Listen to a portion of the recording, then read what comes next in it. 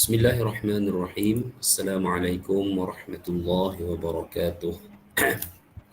Alhamdulillahi rabbil alamin. Waalaikumsalam warahmatullahi wabarakatuh. Wabihi nasta'in wassalatu wassalamu ala nabiyil amin nabiyyina Muhammad wa ala alihi wa sahbihi ajma'in. Rabbi shrah li sadri wa yassir li amri wahlul 'uqdatam min lisani yafqahu qawli. Wala haula wala quwwata illa billah amma ba'd. Ayuhal muslimun wal muslimat, pada petang yang berbahagia ini insya-Allah kita akan kembali lagi menyambung bacaan tafsir surah Maryam, dan pada pertemuan yang lalu kita telah tamat membahaskan berkenaan dengan kisah Maryam dan juga Nabi Isa alaihi salam, serta kita membahaskan panjang lebar sehingga kita membahaskan tentang penurunan semula Isa alaihi salam, pemerintahannya dan kewafatannya. Maka pada tengah hari ataupun petang ini kita sambung ayat yang seterusnya, tamatlah penceritaan. Kita lihat baki bicara Allah Ta'ala dalam surah Maryam ayat 38 hingga 40 pada petang ini. A'udzu billahi minasyaitonir rajim. أسمع بهم وأبصر يوم يأتوننا لكن الظالمون اليوم في ضلال مبين وأنذرهم يوم الحسرة إن قضي الأمر وهم في غفلة وهم لا يؤمنون إنا نحن نرث الأرض ومن عليها وإلينا يرجعون. Yang bermaksud, alangkah terangnya pendengaran mereka dan alangkah tajamnya penglihatan mereka pada hari mereka datang kepada kami. Tetapi orang-orang yang zalim pada hari ini di dunia, maksudnya, berada dalam kesesatan yang nyata. Dan berilah mereka peringatan tentang hari penyesalan, iaitu ketika segala perkara telah diputuskan dan mereka dalam kelalaian dan mereka tidak pula beriman. Sesungguhnya kami mewarisi bumi dan semua orang-orang yang ada di atasnya, dan hanya kamilah yang dikembalikan. 3 ayat daripada surah Maryam ayat 38 hingga 40 pada petang ini berbicara mengenai peringatan bagi orang-orang kafir terhadap hari penyesalan. Apakah yang dimaksudkan dengan hari penyesalan? Ya, hari penyesalan adalah hari akhirat, yakni hari yang dijadikan sebagai penyesalan kepada orang-orang kafir, orang-orang yang ingkar dengan segala ketetapan yang telah pun ditetapkan ke atas kehidupan manusia. Dan apa yang kita perlu faham, hadirin sekalian, ketetapan yang Allah tetapkan atas kehidupan kita ini bukanlah sesuatu yang sekadar menjadi kehendak Allah semata-mata tanpa ada kebaikannya kepada manusia. Boleh kita lihat segala apa yang Allah Ta'ala larang, kesemuanya berbalik kepada kebaikan kehidupan manusia. Kalaupun kita lihat contoh dalam bab yang seakan tidak ada hubung kait secara jelas dengan keagamaan, seperti bab makan dan minum. Ya, makan dan minum ini pun pada hakikatnya, seperti mana kita tahu, ada perkara-perkara yang dilarang, walaupun kaedah asal menetapkan apa sahaja daripada makanan dan minuman yang baik, yang tidak ada larangannya dalam nas, maka ia dihalalkan, diharuskan bagi manusia. Tetapi lihatlah serta-serta makanan yang Islam tegah kepada kita, maka pada bahan tersebut punyainya keburukan-keburukan yang jelas yang akan memberikan kesan buruk kepada tubuh badan kita. Itu sebagai satu contoh. Apatah lagi soal-soal yang lain, seperti mana soal-soal yang melibatkan pengurusan dalam kehidupan, pengurusan harta, zakat sebagai contoh. Zakat ini terlalu jelas, ya. Faraid juga yang kita lihat pada hari ini, ya, ramai daripada kalangan keluarga-keluarga yang memandang enteng soal tersebut, ya. Dan saya ada satu kisah yang baru berlaku, ya. Seorang kawan saya, kawan baik saya daripada sekolah rendah, ya, bukanlah satu orang yang boleh saya sifatkan agamanya baik lah. Ya. Orang yang biasa lara-lara begitu. Dia ni kematian abang dia. Dan bila dia kematian abang dia, maka abang dia meninggalkan balunya, meninggalkan anak-anaknya.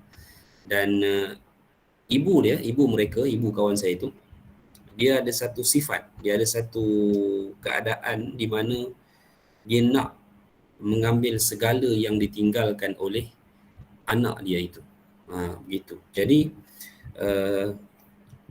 kawan saya ni dia telah nasihatilah ibu dia supaya tolong jangan buat demikian, kerana agama kita ni dah meletakkan ketetapan dia.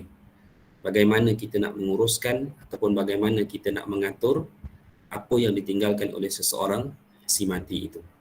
Inilah sahabat saya daripada sekolah rendah. Yang saya katakan, yang saya sifatkan bukanlah baik agamanya secara keseluruhan, tetapi beliau adalah satu orang yang faham tentang masalah ini.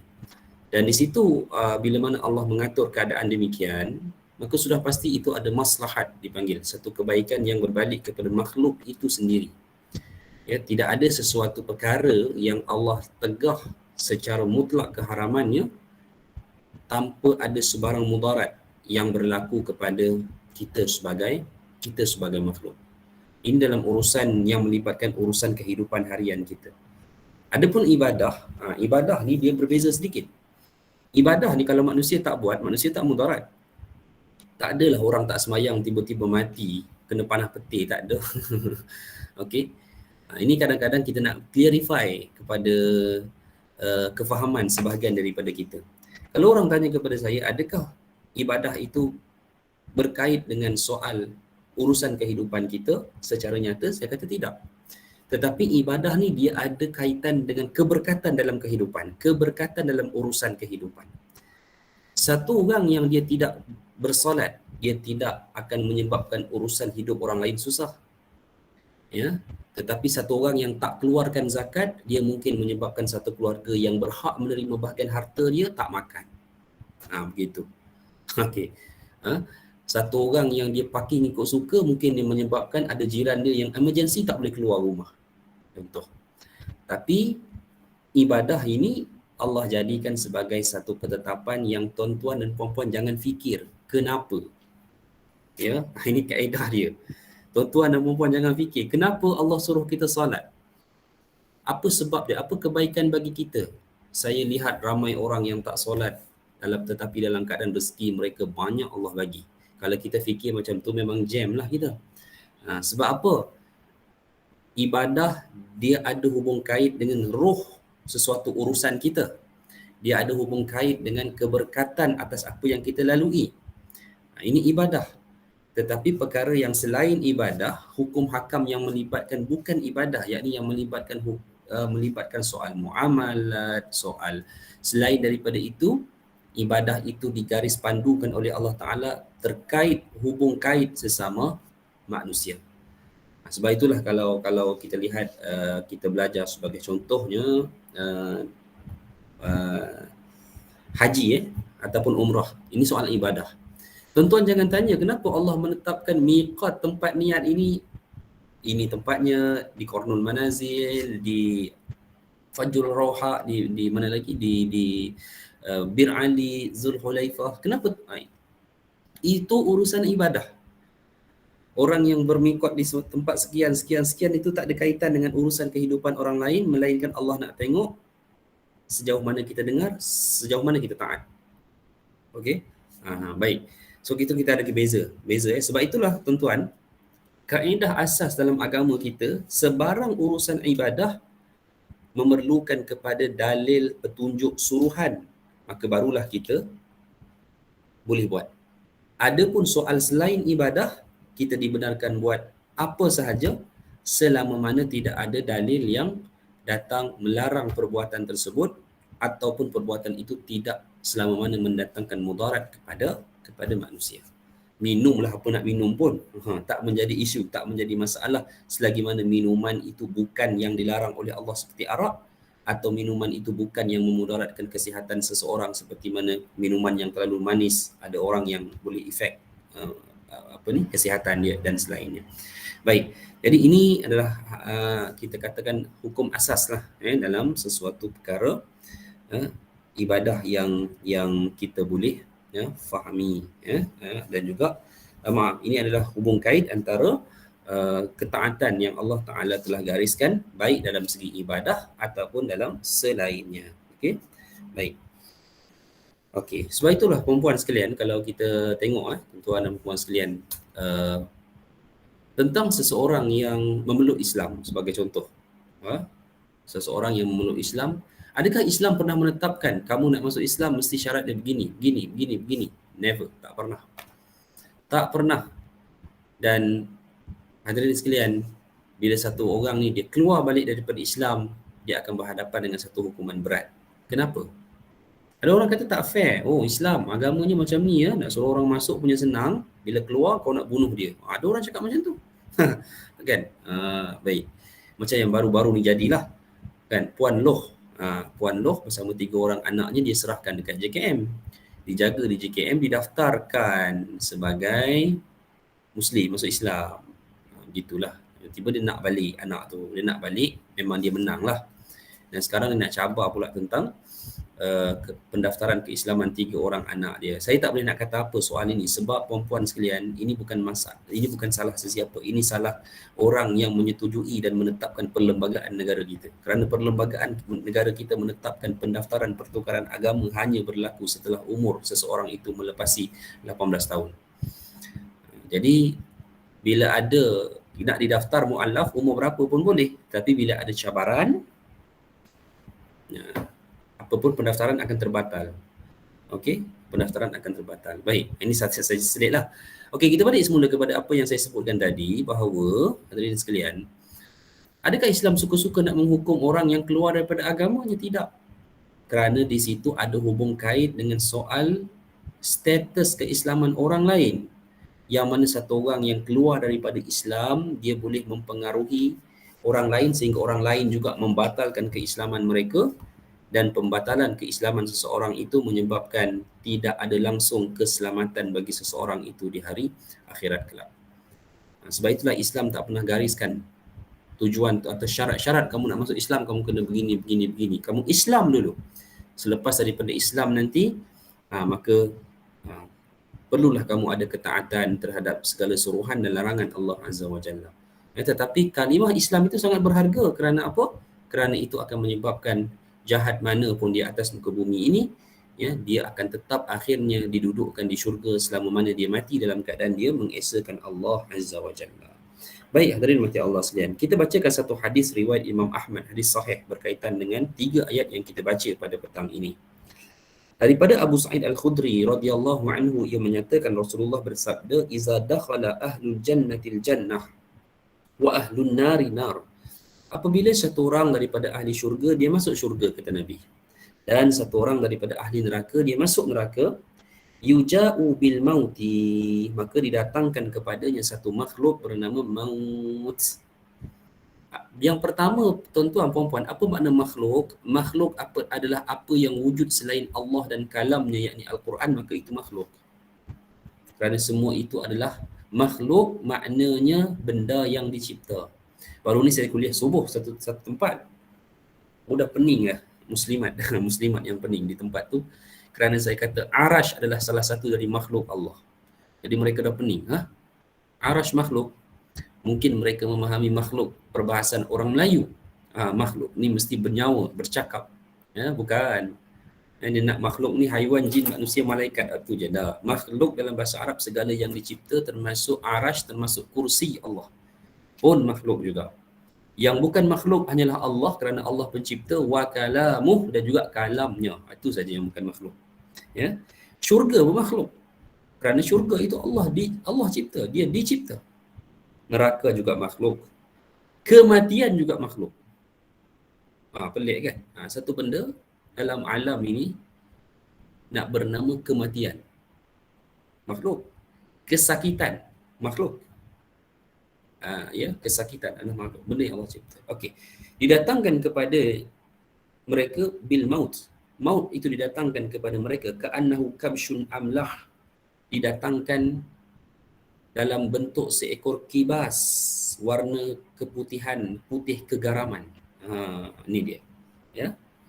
Maut. Kita pun tak tahu rupa maut tu macam mana kerana kita belum pernah bertemunya. Yang mengetahui rupa maut adalah daripada kalangan ahli keluarga dan sahabat-sahabat kita yang telah kembali ke alam barzakh. Mereka semua kenal apa itu maut kerana mereka pernah lihat. Cuma di hari akhirat sengaja Allah datangkan dalam bentuk seekor kabsyun amlah, seekor kibas warna kegaraman, fayuqafu bainal jannati wan nar, maka didirikan kibas itu atau maut itu antara syurga dan neraka. Fayuqalu ya ahlal jannah hal ta'rifuna hadza. Allah tanya kepada ahli syurga, wahai ahli syurga, kamu kenal tak ni siapa? Qala fayashra'ibuna wa yanzuruna wa yaqulun. Ahli syurga menjawab, ya.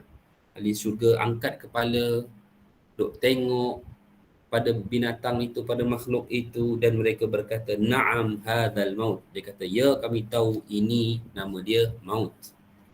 Qala fayuqalu ya ahlan nari hal ta'rifuna hadha. Allah tanya kepada ahli neraka,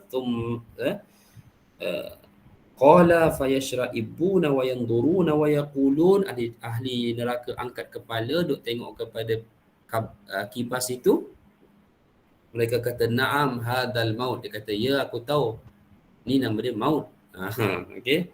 Qala fayu'maru bihi fayuzbah. Allah arahkan supaya kibas ataupun maut yang dimunculkan dalam bentuk kibas itu disembelih. Qala wa yuqalu ahlal jannati khuludun la maut. Allah pun sebut kepada ahli syurga, kekallah kalian tak akan berjumpa lagi dengan kematian kerana maut telah pun maut. Maut telah mati. Allah kata.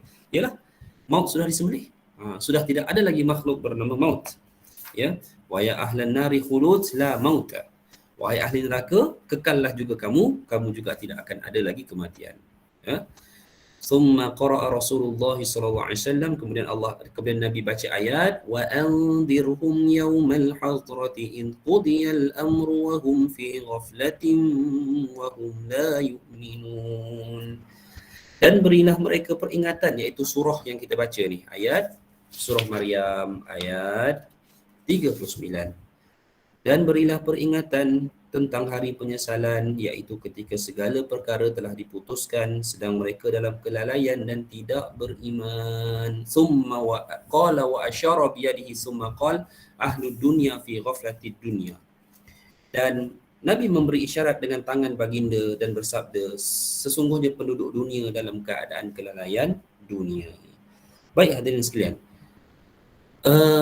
hadis ni, okey, pertama dia menceritakan tentang satu makhluk bernama maut seperti mana yang baru saya syarahkan, dan dia juga membawa mesej kepada kita bahawa maut akan dimatikan secara kekal oleh Allah Ta'ala.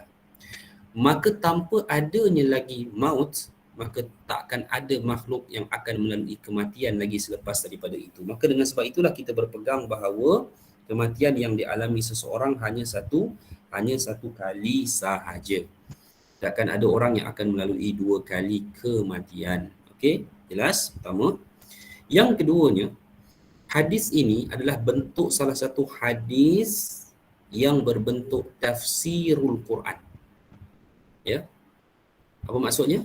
Hadis yang datang dalam bentuk yang sangat jelas, yang datang dalam bentuk penafsiran Al-Quran. Baik, tuan-tuan dengan puan-puan kena dengar baik-baik benda ni. Bagaimana Quran ditafsirkan? Bagaimana Quran ditafsirkan? Pertama, satu-satu ayat Quran ditafsirkan dengan Al-Quran juga. Disebut sebagai tafsirul Quran bil Quran. Ini pertama. Okey. Yang kedua adalah tafsirul Quran bis sunnah ataupun bil hadis, iaitu Quran ditafsirkan dengan hadis Nabi SAW. Hadis datang tafsirkan ayat Al-Quran. Yang ketiga, tafsiru birra'yi, tafsir dengan pandangan semata-mata. Maknanya pandangan somebody daripada kalangan ulama ataupun ahlinya melihat tentang maksud ayat itu, dan kemungkinan ada sebahagian-sebahagian ayat ditafsirkan mengikut realiti peristiwa yang mereka lihat. Itu yang ketiga lah. Okay? Ini 3 bentuk tafsir dan ini masuk exam kita nanti insyaAllah. Ya. Yang pertama tafsir Quran dengan ayat Quran, yang kedua tafsir Quran dengan sunnah, dengan hadis, yang ketiga tafsir Quran dengan ra'yi, yakni pandangan. Saya nak bawa yang kedua, tafsir Quran bil hadis. Tafsir Quran bil hadis ni, tuan-tuan dan puan-puan sekalian, sekurang-kurangnya dia punya 2 type, ada pecahan 2 lagi, ada 2 kaki lagi. Yang pertamanya adalah apa yang datang jelas dari Nabi SAW. Contohnya hadis yang kita baca sekarang ni. Ketika mana Allah Nabi menceritakan tentang maut yang dimatikan di hadapan, disembelih di hadapan ahli syurga dan ahli neraka, akhir hadis Nabi sebut, Nabi baca satu ayat Al-Quran dan Nabi nak beritahu apa yang Nabi cerita tentang maut tadi itu, tentang ahli syurga dan neraka adalah tafsiran kepada ayat yang Nabi baca daripada Quran itu. Dan ini adalah tafsir yang paling konkret kita panggil, paling kukuh. Sebagai contoh, saya bawa satu hadis lagi. Saya bawa satu hadis Nabi SAW. Tak pasti saya pernah sebut ke tidak hadis ni, tentang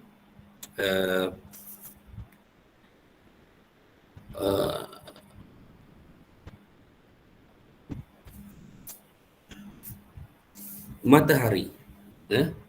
Dalam satu riwayat daripada Abu Zar, hadis Sahih Muslim, Abu Zar radhiyallahu anhu telah menyatakan, dakhaltul masjida wa Rasulullah sallallahu alaihi wasallam jalisun. Dia kata, satu hari aku masuk dalam masjid, kata Abu Zar. Rasulullah ada sedang duduk.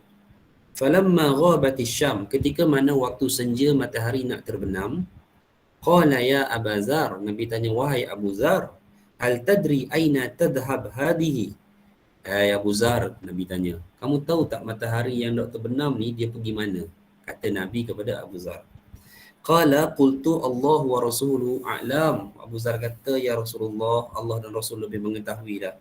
I have no idea about that question. Baik. Nak jawab macam mana? Tak ada nak jawab. Maka Rasulullah jawab, qala fa innaha tazhab fata'zanu fis sujud. Matahari yang kamu tengok tenggelam tu, dia pergi mana? Dia pergi dan minta izin untuk bersujud. Fayu'danu laha wa ka'annaha qad qila laha irji'i min haitsu ji'ta. Fatatli'u min maghribiha. Maka dia dapat keizinan untuk sujud. Maka bersujudlah matahari. Baik, selepas bersujud itu Allah kata, irji'i min haitsu ji'ti. Matahari, kamu dah dapat sujud, sekarang kamu baliklah ke mana tempat kamu datang tadi. Fatatlu'u min maghribiha, maka terbitlah dia daripada tempat dia, kembalilah dia, ataupun tatlu'u ni muncullah dia daripada tempat dia terbenam tadi. Okey. Summa qara'a fi qira'ati Abdillah, maka Nabi baca satu ayat. Ayat apa Nabi baca? Wasyamsu tajri li mustaqarrin laha. Semua tahu ayat ni. Surah Yasin. Apa maksud dia? Wasyamsu tajri li mustaqarrin laha. Dan matahari itu bergerak atau berjalan mengikut jalan yang telah ditetapkan. Atur litar dia yang telah ditetapkan. Jadi, ini salah satu bentuk hadis yang sama macam kita baca hari ini. Iaitu satu hadis yang Nabi sendiri menerangkan tentang satu-satu ayat Al-Quran. So, bab matahari terbenam tadi itu, ini ada sebahagian daripada para ulama memahami inilah peristiwa matahari terbit daripada barat nanti. Sebab apa? Sebab Nabi kata, akhirnya bila Allah perintah matahari, kembali kamu ke tempat mana kamu datang tadi, maka Nabi kata terbitlah matahari daripada maghribiha, tempat dia tenggelam. Dikatakan nanti peristiwa itulah salah satu tanda kiamat. Wallahu alam, cuma yang tu tak terdapat dalam hadis ni. Hadis ni lebih menunjukkan maksud perjalanan harian matahari. Sebab ketika petang tu, Abu Zar duduk bersama dengan Nabi dalam hadis ni, masa tu matahari nak tenggelam, Nabi elok tanya kepada Abu Zar, mana matahari tu pergi? Abu Zar kata tak tahu. Nabi jawab, matahari itu pergi minta izin kepada Allah untuk sujud. Tuan-tuan tanya saya tak boleh jawab sebab sains tak cerita macam tu. Yang kita tahu daripada segi sains, matahari tak buat apa-apa pun, duduk statik gitu je. Kita lah yang hari-hari duk pusing matahari ni. Begitu. Nabi cerita lain. Nabi cerita matahari tu pergi, bergerak, berjalan. Nak terbenam dia pergi jumpa Allah Ta'ala, minta izin nak sujud. How can I explain about this situation? I have no idea. Ada rahsianya di sisi Allah Ta'ala. Macam mana hakikatnya matahari itu pergi bersujud kepada Allah, dan jika berlaku pertembungan antara apa yang Nabi sebut dengan sains yang dinyatakan kepada kita, sudah pastilah saya akan bersama dengan hadis yang Nabi SAW sebutkan. Ini hakikat dia. Ya. Baik. Jadi sebab apa hadirin sekalian? Wallahualam, saya tak ada jawapan yang pasti tentang perkara itu, tapi begitulah rutin harian matahari itu berlaku. Okey? Baik. Jadi hadirin mati Allah sekalian, ini adalah perkataan-perkataan Nabi yang direct menafsirkan satu-satu ayat Al-Quran, dan itu merupakan tafsiran yang paling tepat dalam ilmu, dalam beberapa bentuk penafsiran Al-Quran, iaitu di bawah jenis yang kedua, tafsir Al-Quran bil hadis. Baik. Tadi saya dah baca pecahan ni, tafsir Al-Quran bil hadis tu ada satu pecahan lagi, iaitu tafsir dengan hadis tetapi bukan secara jelas daripada Nabi. Maksudnya Nabi sebut satu-satu hadis tanpa Nabi kaitkan dengan mana-mana ayat Al-Quran, tetapi daripada kalangan ulama mereka melihat inilah hadis yang menjelaskan sesuatu ayat Al-Quran. Ini banyak. Kategori ini terlalu banyak. Hadis-hadis yang berkaitan dengan bicara tentang syurga boleh dijadikan sebagai penafsiran beberapa ayat syurga dalam Al-Quran. Walaupun di hujung hadis Nabi tak baca tentang sesuatu ayat Al-Quran tersebut. Baik. Okey, hadirin mati Allah sekalian. Demikian, insya-Allah kita sambung ayat 41 hingga 45. Ada soalan ke sebelum tu? Ustaz, Assalamualaikum, nak tanya. Sila. Kalau tadi Ustaz cakap pasal matahari tadi kan, yang katanya matahari tadi bersujud semua tu, so jadi yang kita belajar kat sains kita tak belajar benda tu. So jadi sekarang ni adakah kita wajib mengimani seperti itu? Ataupun menjadi satu kesalahan kalau kita deny?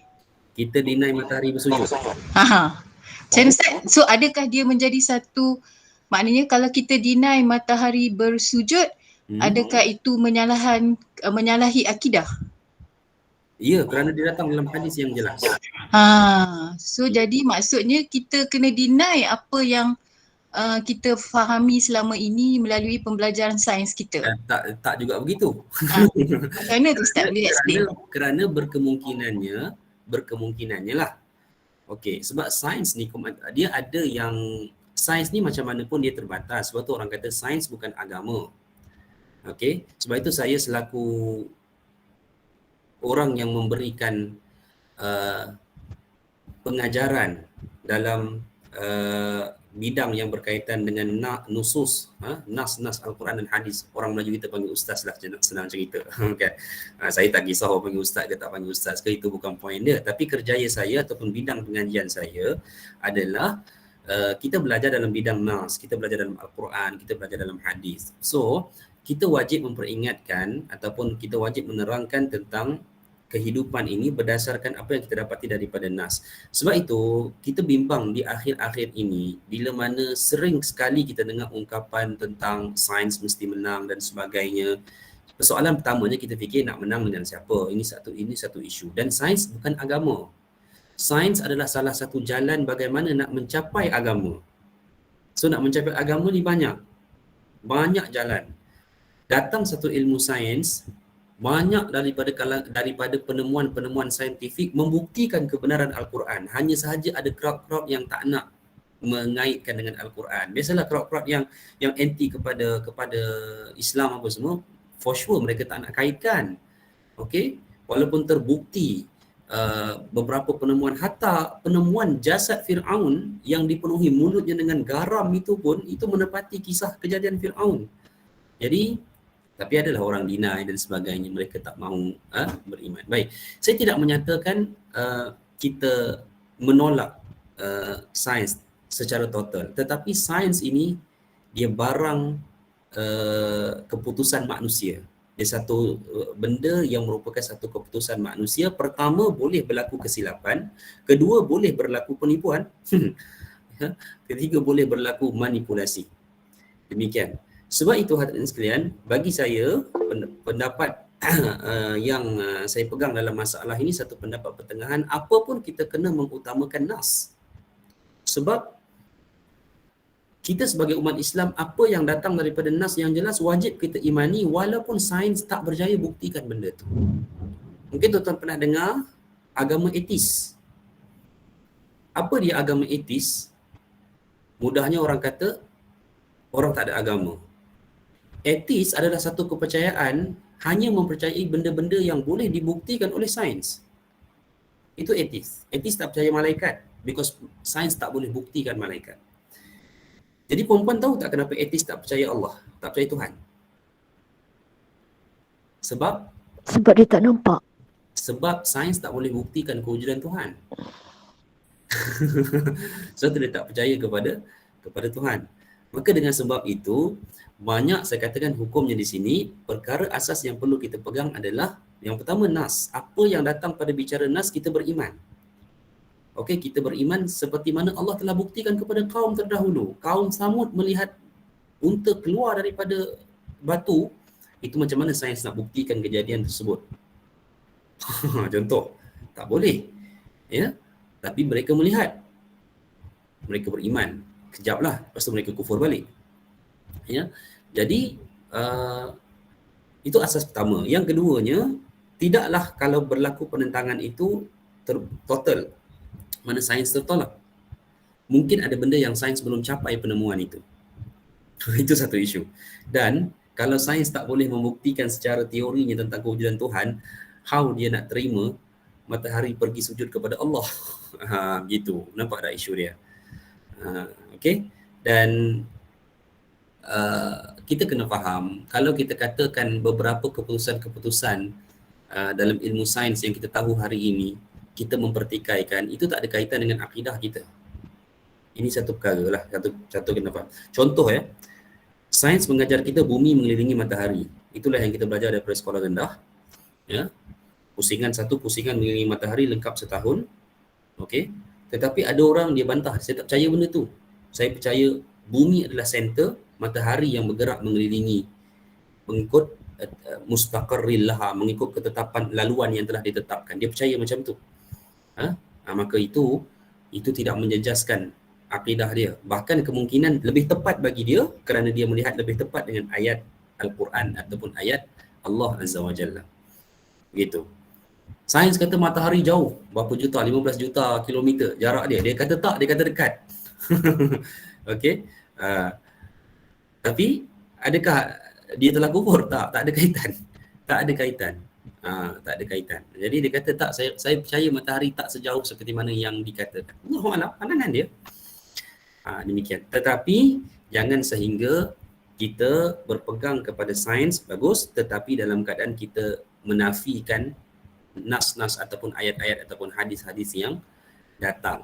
Contoh kalau saya bincang bab ni panjang tuan-tuan sekalian. Nabi tak tersilap dalam menyatakan tentang proses kehamilan seorang ibu. Nabi tak pernah tersilap. Walaupun kita tahu Nabi bukan doktor dan ilmu perubatan di zaman Nabi mungkin tidak sehebat hari ini. Ya, isteri saya sebut seorang perempuan wanita yang hamil, kalau saya tak silap lah perempuan 6 minggu denyutan jantung anak itu boleh dikesan. Dia ada alat dia boleh, dia balut kat perut tu.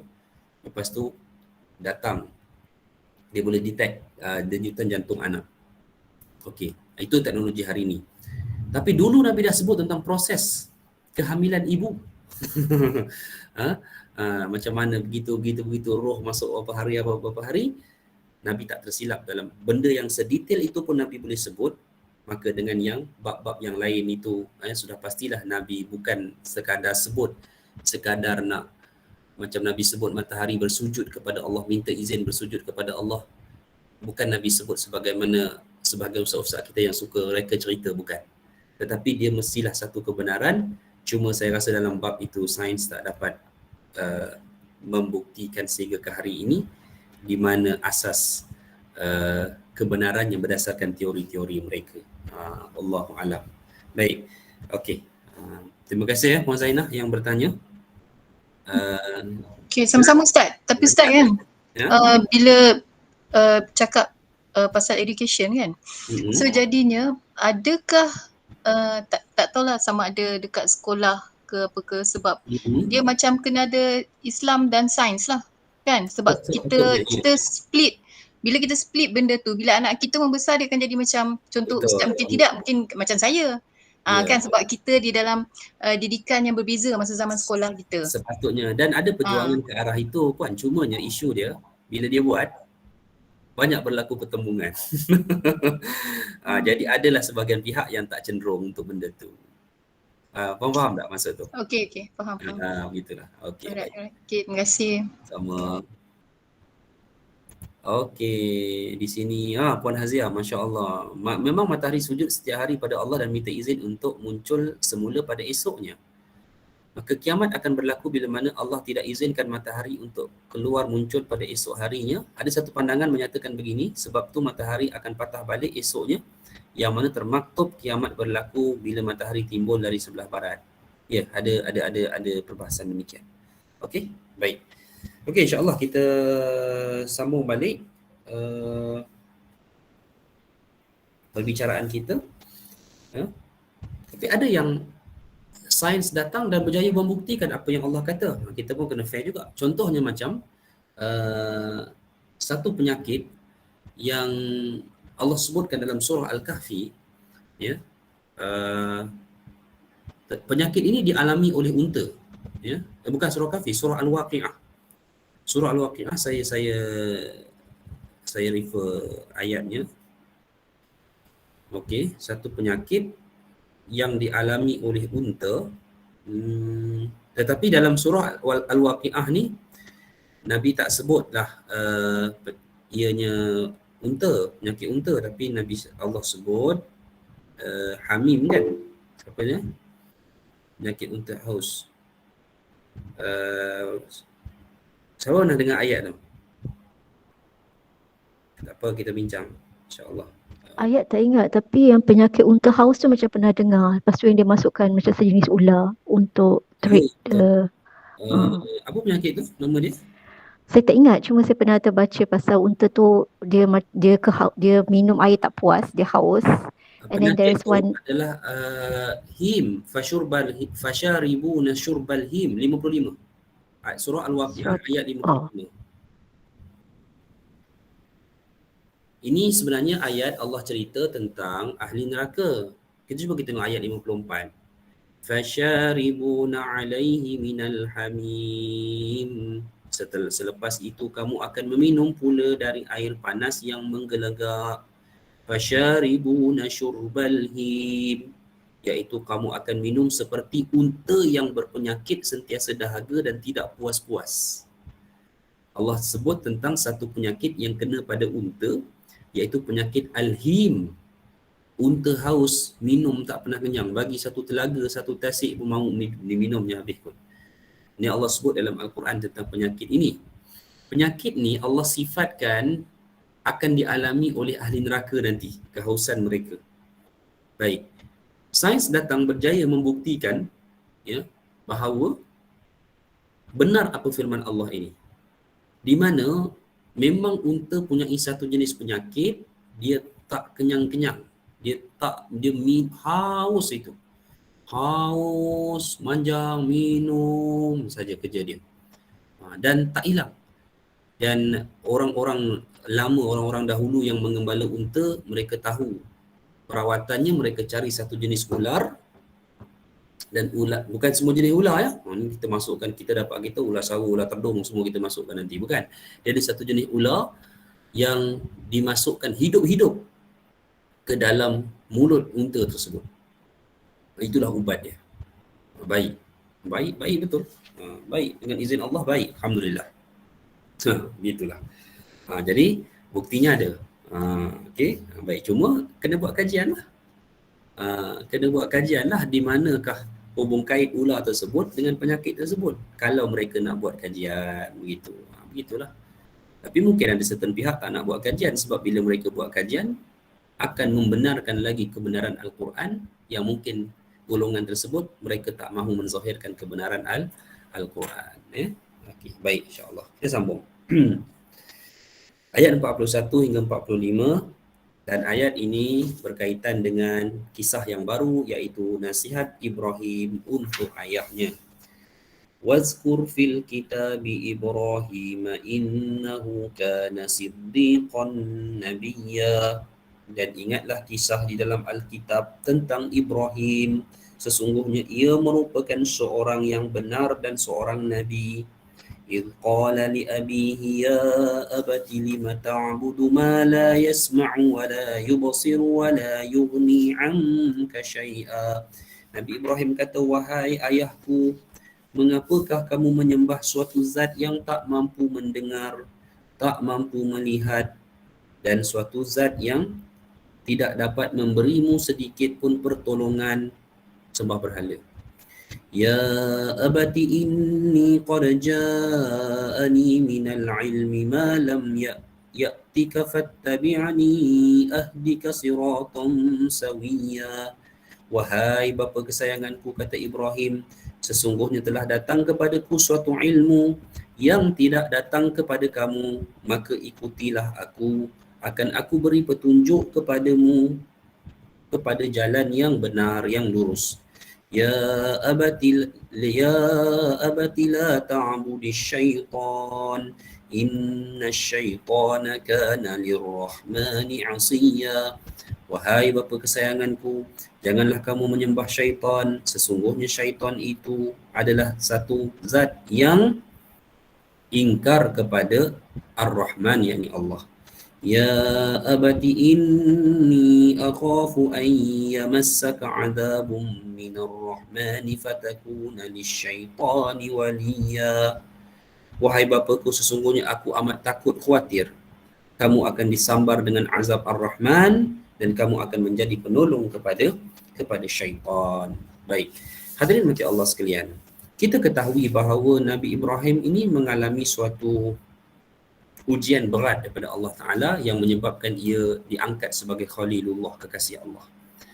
Antara salah satu ujian berat yang dialami oleh Ibrahim selain berhadapan dengan satu penguasa rakus, penguasa zalim yang menguasai hampir seluruh kerajaan yang ada atas muka bumi pada masa itu, iaitu Namrud, di bawah keagungan kerajaan Babylon dia, Nabi Ibrahim juga berhadapan dengan ayahnya sendiri yang merupakan penganut ajaran sembahan berhala yang bermula di zaman Nabi Nuh alaihi salam. Ini apa yang dialami oleh Nabi Ibrahim. Dan ayahnya dalam hadis disebut sebagai Azar namanya, dan Nabi SAW telah mengkhabarkan tentang apa yang akan dialami ataupun yang akan diterima oleh Azar ini di hari akhirat. Ada hadis sahih daripada Nabi SAW di mana Nabi menerangkan Nabi Ibrahim minta kepada Allah di atas janji Allah di mana engkau tidak akan menyakiti hamba-Mu pada hari ini. Itu janji Allah. Dan melalui janji tersebut, Ibrahim minta kepada Allah bahawa jika engkau tidak masukkan ayahku ke dalam syurga bersama dengan aku, maka ia merupakan satu kesakitan bagiku. Tapi Allah juga menyatakan bahawa aku juga tidak ingkar janjiku yang mana tidak akan ada orang yang tidak mengesakanku akan diberi nikmat syurga. Maka dengan demikian Allah telah putuskan, Allah telah tetapkan ayahnya akan tetap ke neraka kerana mati dalam keadaan kufur, tidak mengesakan Allah. Maka apa yang dilakukan oleh Allah Ta'ala kepada ayahnya, ayah Nabi Ibrahim ini, disebabkan Nabi Ibrahim kata, malulah, aku seorang kekasih Allah, ayahku sendiri dihumban ke dalam neraka. Maka dengan demikian Allah telah pun menukarkan ayah Nabi Ibrahim ini kepada seekor dubuk yang kotor. Ini cerita akhirat. Ya, hadis sahih. Ditukar kepada seekor dubuk yang kotor. Dubuk? Apa dubuk? Dubuk lah. Hina dipanggil. Ya, kecil-kecil garam suara nyaring tu kan. Ya, dan dia bermain berlegar-legar di kaki Nabi Ibrahim, lalu diambil, dicapai dan dicampakkan ke dalam neraka. Itulah kesudahan ayah kepada Nabi Ibrahim, ya, yang bernama Azar. Pasal apa sampai jadi macam tu? Lihat ayat seterusnya, ayat 46 hingga 48. Ya. Ayah Nabi Ibrahim jawab apa? Qala araghibun anta an alihati ya Ibrahim la illam tantahi la arjumannak wahjurni maliya. Ayahnya berkata, bencikah engkau kepada Tuhan-Tuhanku? Yang benci sangat ni kenapa? Wahai Ibrahim, jika engkau tidak berhenti daripada mengajakku meninggalkan sembahan ini, pasti engkau akan kurjam. Dia kata, sampai sanggup.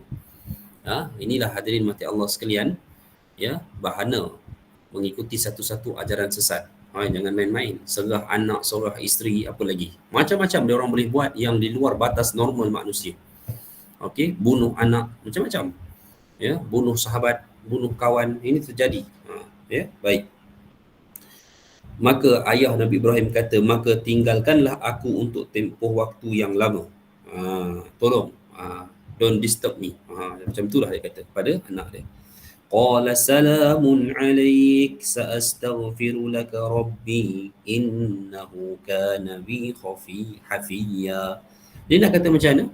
Ayahnya memilih untuk jauh berasingan dengan Nabi Ibrahim. Dia buang anak dia, pasal anak dia seru dia supaya tinggalkan sembahan berhala. Ibrahim hanya boleh berkata, semoga keselamatan dilimpahkan kepadamu, wahai ayahku. Aku akan memohon keampunan bagimu kepada Tuhanku. Dan Nabi Ibrahim buktikan ayat ini yang Allah sebut ni di hari akhirat melalui cerita hadis yang saya ceritakan tadi. Maknanya di hari akhirat, Ibrahim jumpa Allah, minta supaya Allah ampunkan ayah dia. Dan Allah kata, tak boleh, sebab Allah ada satu ketetapan, mana-mana manusia yang mati dalam keadaan mensyirikkan Allah tanpa sempat bertaubat, maka tidak akan ada keampunan lagi untuk dia. Okey? Baik. Kenapa innahu kana bi hafiyya, sesungguhnya dia sangat baik kepada aku. Ini kata Nabi Ibrahim. Dan ayah dia memang penyayang, besarkan dia dengan satu kasih sayang yang amat baiklah. Gitulah. Itu ayah Nabi Ibrahim. Tetapi demikian jalan yang dia pilih. Sebab tu hadirin sekalian, agama ni, soal agama ni dia memerlukan satu perjuangan. Ya, dia memerlukan satu apa saya nak kata ya. Agama bukan datang untuk menyetujui apa yang kita setuju. Tetapi agama datang adalah ujian kepada kita untuk kita bersetuju benda-benda yang kita tak setuju kerana dia merupakan agama Allah Ta'ala. Begitu. Okey? Contohlah. Okey? Contoh, saya bagi satu contoh. Kalau perempuan tanya saya, amalan wish birthday, itu bukan amalan Muslim. Itu amalan yang memang copy paste daripada amalan bukan Muslim. Ya, wish birthday.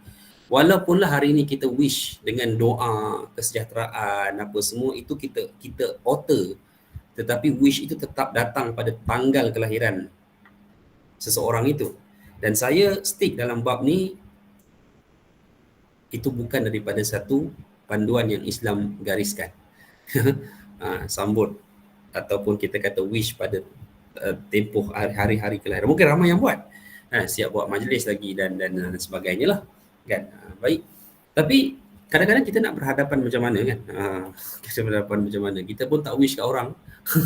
Mungkin orang kata dalam family ya kita tak wish. Mungkin family kata apa? Ni kata. Nak kata macam mana? Itu agama kata begitu. Kan? Tak apalah. Kita tak wish, orang pun tak wish pada kita. Alhamdulillah, selamat. Sebab apa? Sebab kita nak pelihara agama, kita tak mau alter agama ni ikut kesesuaian kita.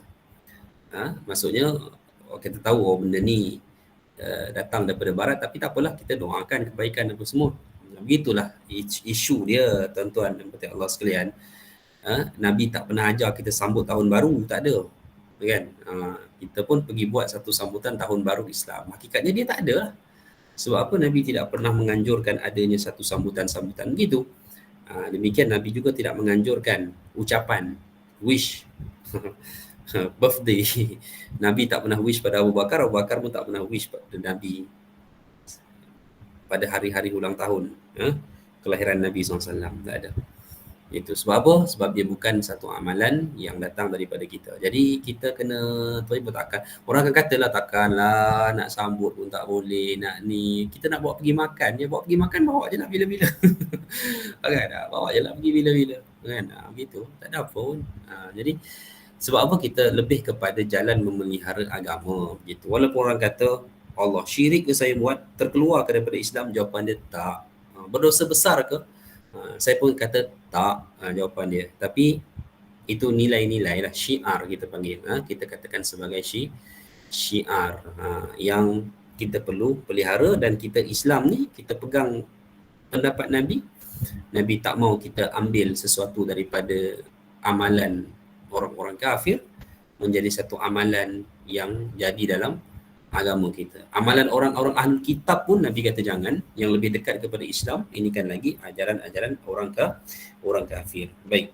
Wa a'tazilukum wa ma tad'un min dunillahi wa ad'u rabbi 'asa alla akuna bidu'ai rabbi syaqiyya. Dan akan aku menjauhkan diri darimu dan dari apa yang engkau sembah selain Allah, kata Ibrahim taat. Ayah dia kata tinggalkan aku. Maka Ibrahim taat. Aku akan menjauhkan daripada diri aku daripada kamu. Tapi dalam masa yang sama, ya, aku telah berlepas diri daripada segala yang engkau sembah selain Allah. Maksudnya apa, tuan-tuan sekalian? Ayah Nabi Ibrahim ni sembah Allah tak? Sembah. Tapi dalam masa yang sama dia sembah juga berhala. Macam musyrikin Mekah lah. Okey. Lepas tu Ibrahim kata, aku berlepas diri dari segala yang kau sembah selain Allah dan aku akan berdoa kepada Tuhanku. Mudah-mudahan aku tidak akan kecewa dengan berdoa kepada Tuhanku. Macam tu. Ya, baik. Okey, hadirin sekalian. Jadi sebenarnya dalam beberapa ayat-ayat yang lain Allah menceritakan jugalah, ya, Allah menceritakan juga tentang kisah Nabi Ibrahim dengan ayahnya ini. Dan secara umumnya, secara kesimpulan daripada pengajaran kisah Ibrahim dan ayah dia, pertama sekali, kita tak boleh nilai individu dalam keluarga seseorang itu untuk satu individu lain. Itu kita punya kaedah. Katalah, ya, kita ada satu orang yang kita kenali dia baik. Kita tak tahu ayah dia macam mana. Tiba-tiba kita tahu ayah dia macam ni. Kita tak boleh judge dia berdasarkan sifat ayah dia.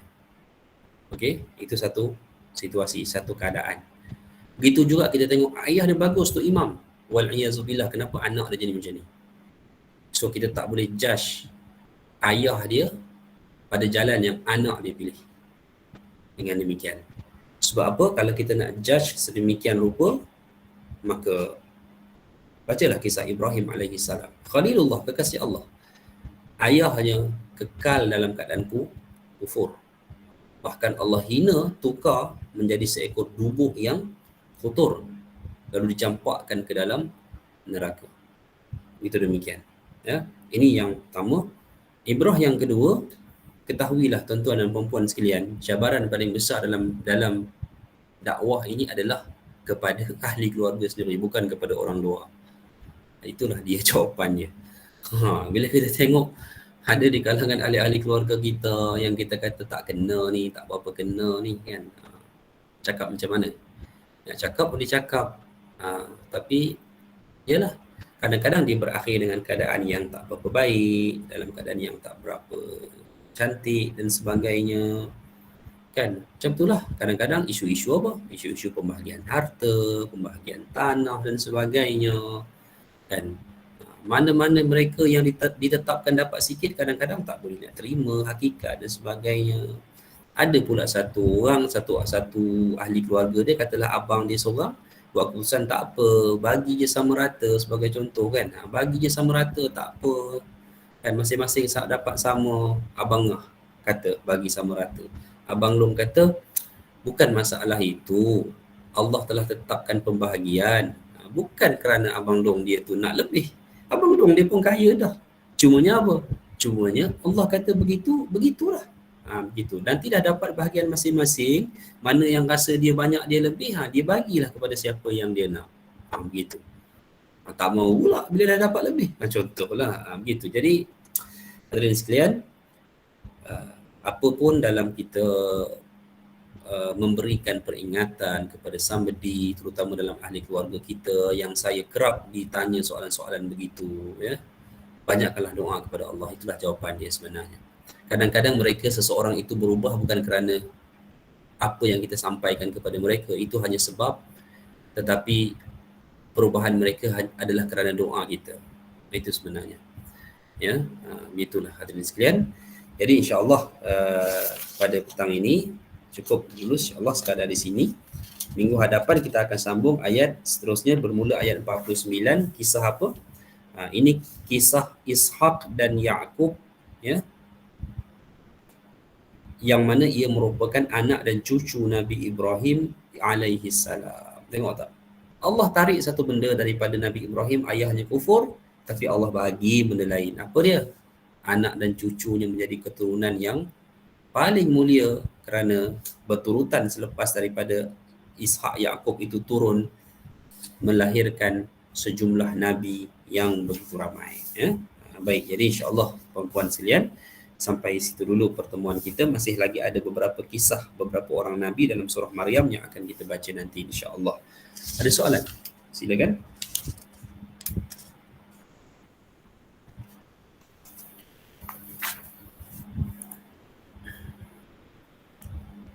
Tak ada. Baik, alhamdulillah. Jadi insya-Allah sampai di sini dulu. Kita bertemu pada Isnin minggu hadapan. Wallahu taala a'lam. Semoga Allah merahmati usaha yang kita lakukan dan memberikan kita petunjuk daripada ayat-ayat yang kita baca insya-Allah. Aqulu qawli hadza wa astaghfirullah. Assalamualaikum warahmatullahi wabarakatuh. Waalaikumsalam warahmatullahi wabarakatuh. Terima kasih. Jazakallah khairan Ustaz. Terima kasih Ustaz.